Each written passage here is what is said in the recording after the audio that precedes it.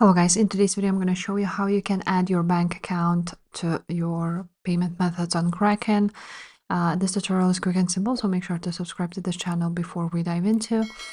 Now, once you are on your Kraken account, you need to be on your computer because it doesn't work on the application of Kraken on your phone.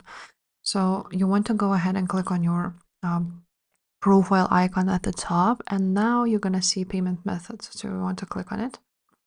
After that, you will see that you can add a payment method. So you, of course, want to click on it.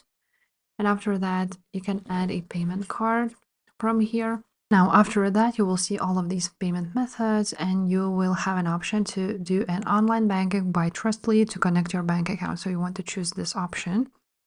Now, you will have an option to select your bank from these ones and all other banks, like 1,000 of them available. So we're just gonna do that and add your bank account. So that's pretty much it, guys. If this video was helpful, make sure to subscribe and I will see you next time. Bye.